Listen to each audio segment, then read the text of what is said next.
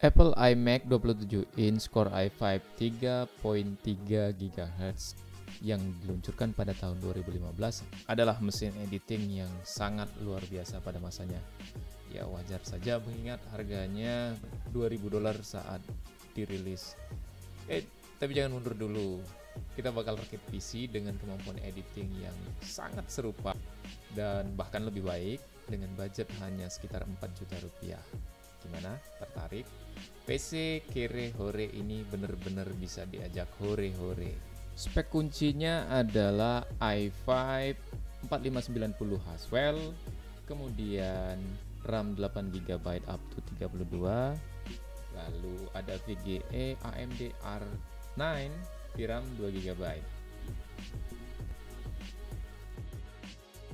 Komponen yang pertama adalah Lenovo M93P motherboard ini untuk generasi Haswell yang mana memiliki 4 DIMM slot RAM. Ini bisa diisi hingga 32GB. Kemudian terdapat 2 PCIe slot. Ini cukup murah, harganya hanya berkisar 325 ribuan saat saya beli, dan build quality-nya cukup solid.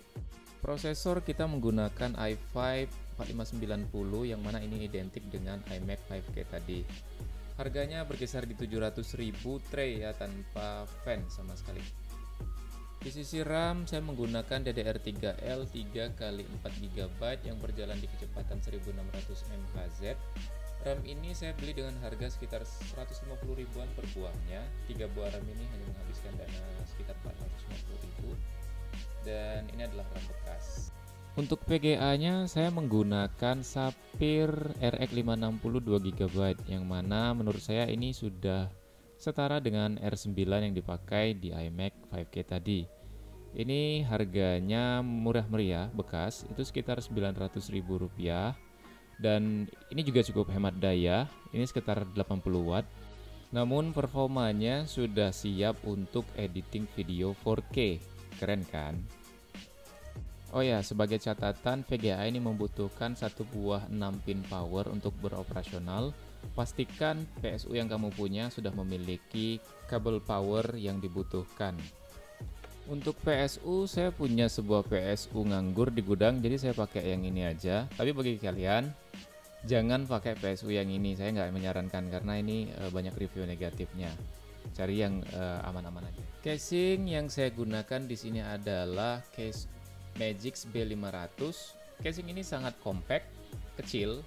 Ini sangat cocok kalau mau ditaruh di tempat-tempat yang sempit. Ini juga harganya murah, hanya sekitar 160 ribuan. Oke, untuk ukurannya, casing ini sangat compact ya. Ini dari belakang ke depan itu hanya sekitar 30 cm. Tingginya sendiri berkisar 34-35 cm, ya cukup pendek. Dan lebarnya hanya ada pada angka 16 cm.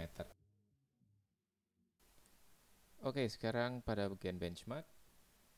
Pada Geekbench 5 kita mendapatkan skor sekitar 2800-an pada kedua build ini. Ya, ini sangat identik ya sama persis. Kemudian pada Cinebench R20 rakitan kita pada single core-nya mendapatkan 317 poin. Kemudian untuk multicore mendapatkan 1067 poin.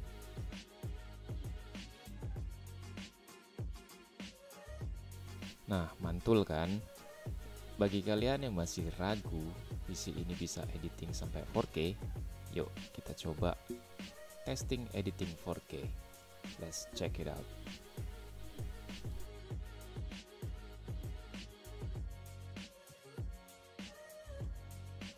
Oke, kali ini kita akan tes dengan editing video 4K. Ini saya sudah siapkan satu buah library test edit 4K dan juga footage-nya. Di sini ada 2 buah footage 4K. Ini bisa dilihat di sini. 4K 25 fps, satunya lagi 4K 30 fps. Oke, untuk itu kita pertama bikin satu buah project dulu, sequence-nya itu tes 4K. videonya kita set ke 4K dan resolusinya juga ke 4K. Lalu rate-nya kita buat di 30, stereo 48 kHz. Oke. Ya. Oke, ini timelinenya. Pertama kita tambahkan dulu nih. Ini coba ya 2 ya. Ini totalnya ada sekitar 20 detik. Ini hanya untuk coba-coba ya. Ini apa beneran bisa atau enggak gitu. Oke. Selanjutnya kita tambahkan sound. Oke. Kita potong, menyesuaikan. Oke, ini ada sekitar 21 detik klip. Nah, kita kan biasanya ngedit banyak efek-efek atau transisi yang dimasukkan ya. Ya, kita coba. Ini kita coba satu. Ini akan kita kasih transisi. Kenapa dulu? Oke. Ya udahlah. Oke, selanjutnya kita kasih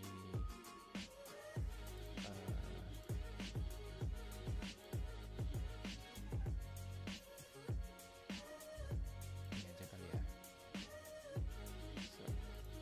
Kita ubah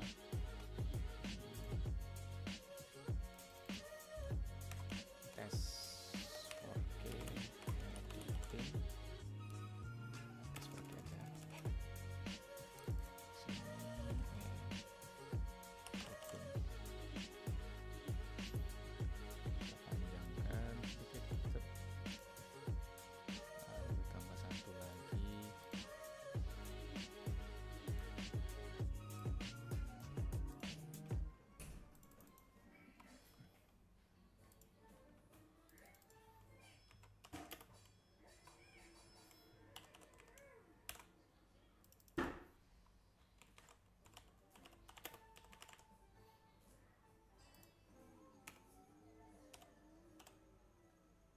Apa ini auto?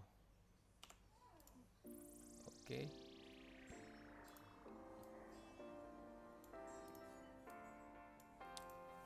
Ya.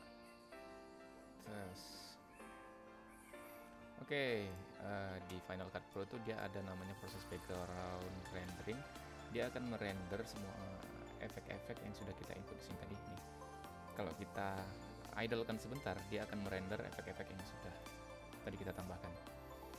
Nih, tadi menambahkan 2 buah transisi, 2 buah level.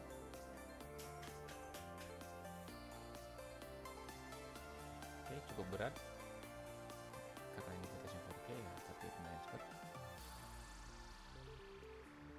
Nah, selesai. Dan boom. Oke, terlalu besar suaranya, kita kecilkan dulu sedikit.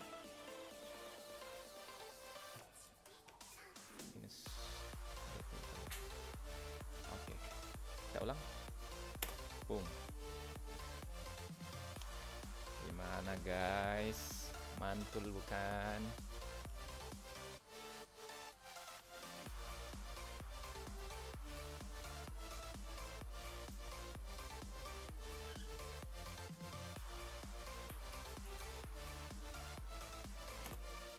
Nah, bisa kan?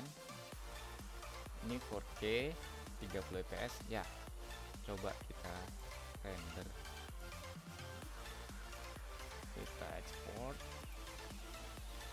ke ukuran 4K.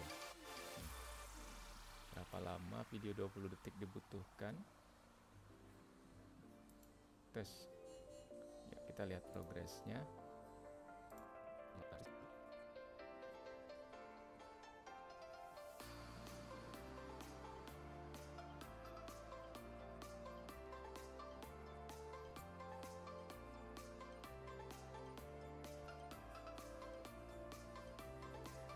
Oke, selesai. Ini lumayan lama, tapi perlu diingat, ini kita melakukan rendering sekaligus merekam ya, merekam layar dan suara. Ini tentunya memakan resource yang lebih banyak daripada yang harusnya kalau cuma rendering doang. Ini kalau kita tanpa merekam mungkin ada perbedaan, bisa sampai 25% lebih cepat mungkin ya. Oke, kita coba tes play.